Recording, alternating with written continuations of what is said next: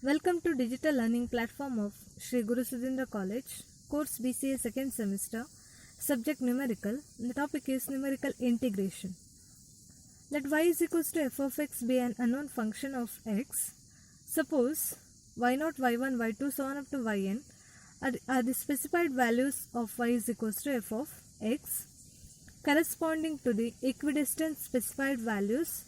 Let it be x0, x1, x2, so on up to xn of x in the interval closed interval a comma b with h as a step length. Then the process of obtaining the approximate value of the definite integral. So here I is equals to integral from a to b y dx, that's equals to, so we know that y is equals to f of x and a is the first value and b is the last value. In this case the first value is x0 and last value is xn. So xn is nothing but x0 plus nh. So using that, integral from a to b y dx is equals to integral x0 to xn f of x dx, that's equals to integral from x0 to x0 plus nh f of x dx, where h is equals to step length. H is the step length, that's equals to b minus a divided by n, such that a is equals to x0, next value x1 is equals to x0 plus h, next is x2 is x0 plus 2h, and so on up to xn is equals to x0 plus nh. The process of numerical integration of a function of a single variable is called quadrature. Next is general quadrature formula for equidistant ordinates. So using Newton's forward difference interpolation, we can find the general quadrature formula for equidistant ordinates, that is I is equals to h into n into y0 plus n by 2 into delta y0 plus n into 2n minus 3 divided by 12 into delta square y0 plus n into n minus 2 square divided by 24 delta cube y0 plus so on. Let it be equation 1.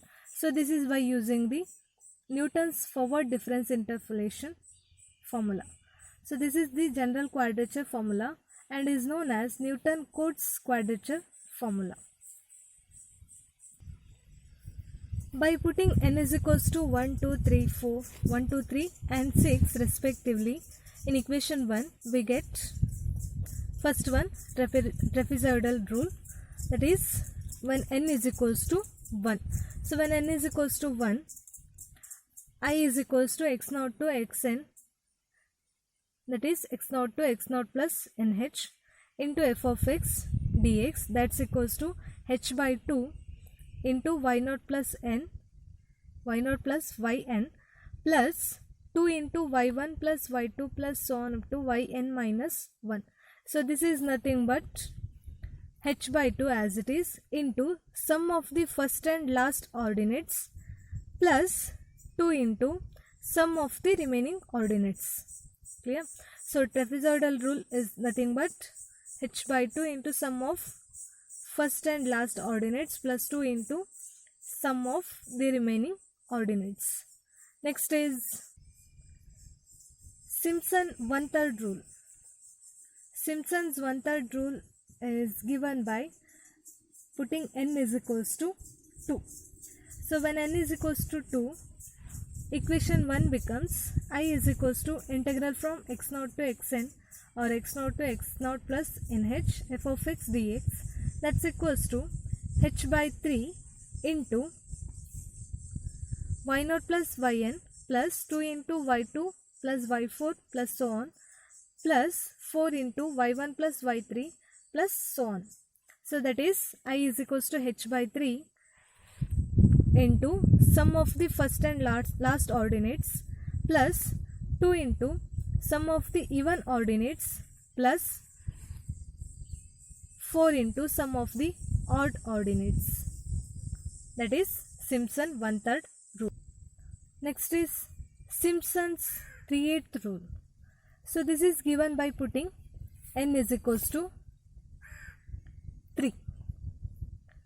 So when n is equals to 3, equation 1 becomes I is equals to integral from x0 to xn f of x dx, that's equals to 3h divided by 8 into y0 plus yn plus 2 into y3 plus y6 plus y9 plus so on up to yn minus 3 plus 3 into y1 plus y2 plus y4 plus y5 plus so on up to yn minus 1.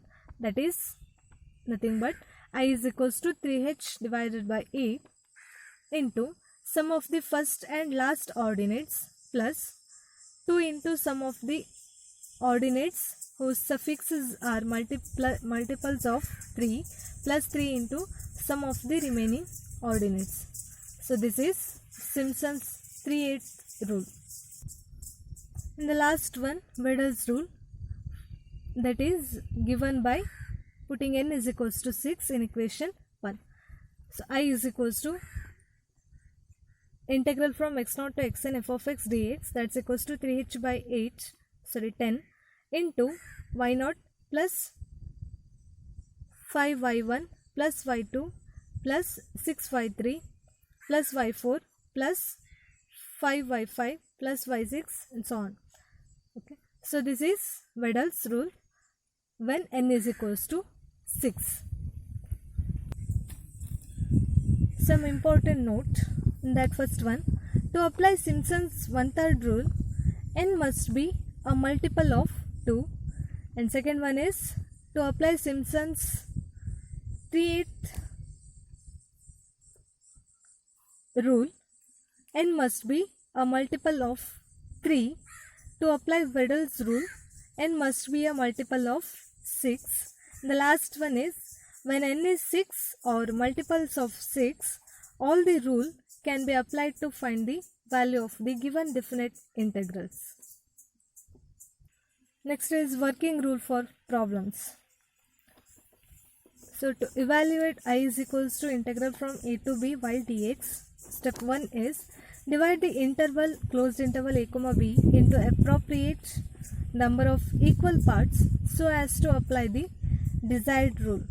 So a is equals to x0, x1, x2 so on up to xn, that's equals to b. So first value is a, that is x0, the last value b, that's equals to xn, with the points of the division inclusive of the end points.